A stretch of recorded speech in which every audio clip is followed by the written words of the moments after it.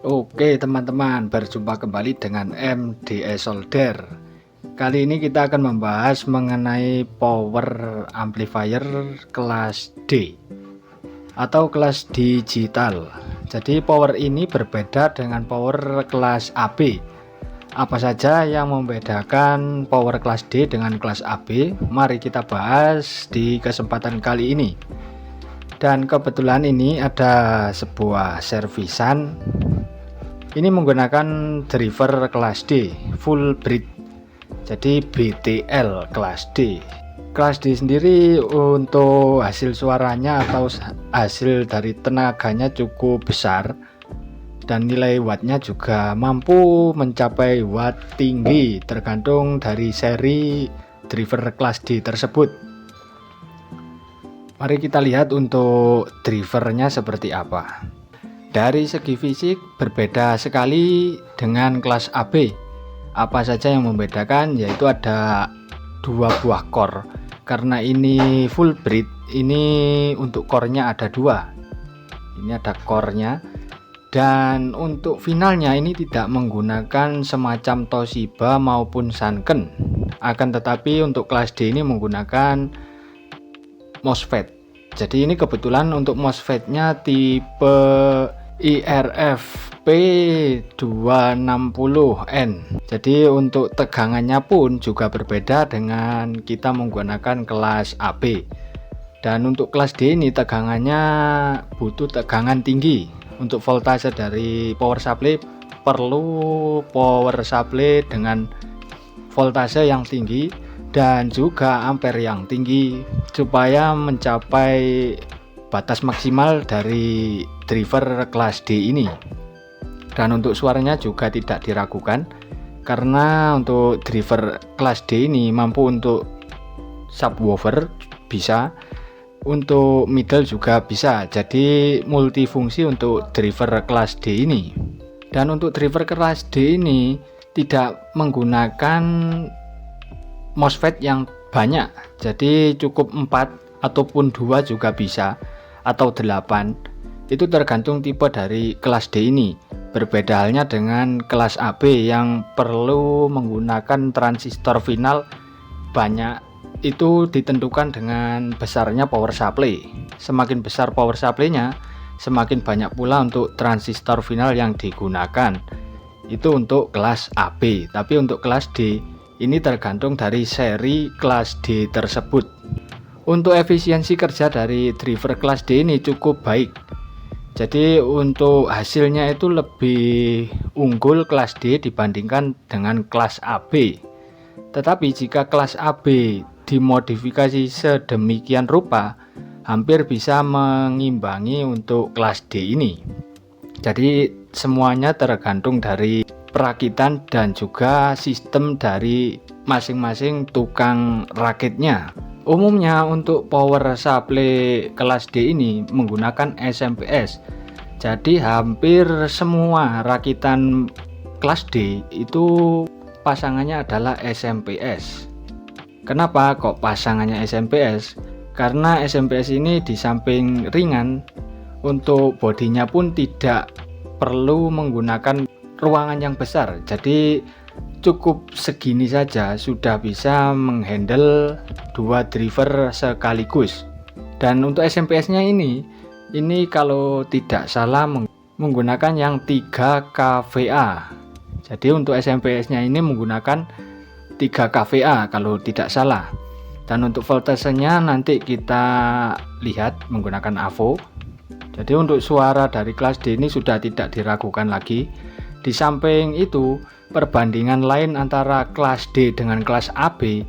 Untuk kelas AB semakin digeber atau semakin bekerja ekstra, nanti untuk transistor finalnya akan panas. Jadi panasnya itu mengikuti kinerja power tersebut. Berbeda halnya dengan kelas D. Kelas D ini untuk MOSFET-nya ini tidak terlalu panas, meskipun digeber, untuk panasnya itu konstan, jadi tidak seperti kelas AB. Dan perbedaan selanjutnya, untuk kelas AB tegangan biasnya itu sudah dari driver tersebut. Jadi dari power supply utama itu sudah diolah, ada sistem pengolahan untuk tegangan biasnya untuk kelas AB. Beda halnya dengan kelas D ini. Kelas D ini untuk tegangan biasnya tidak ikut dengan power supply utama, akan tetapi ada power supply tersendiri sebesar 12 volt. Ini untuk mensuplai tegangan bias di kelas D ini. Jadi untuk tegangan biasnya ini menggunakan power supply sendiri. Dan untuk segi perakitan lebih mudah untuk perakitan dari kelas AB dibandingkan dengan kelas D ini. Jadi untuk kelas D ini sangatlah rawan terhadap sinyal-sinyal liar.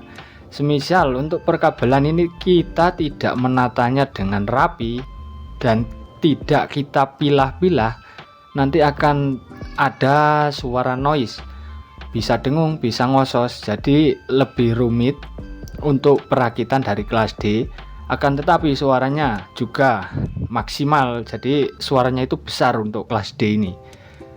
Tapi untuk kelas AB perakitannya mudah, dan untuk suaranya itu tergantung dari besarnya power supply dan juga komponen yang digunakan. Oke, langsung saja untuk kali ini kita tes berapa besaran tegangan yang digunakan power ini. Oke, kita nyalakan.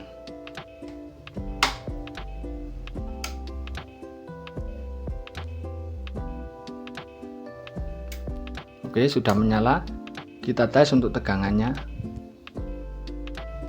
Ini untuk tegangan positif 77. Untuk tegangan negatif 74. Langsung saja kita tes seperti apa untuk suara dari kelas D ini. Dan ini untuk fan-nya atau kipasnya ini sengaja saya matikan karena putaran kipas ini sangatlah kencang. Jadi nanti mengganggu hasil suara, dan sengaja saya matikan terlebih dahulu untuk kita tes suaranya seperti apa.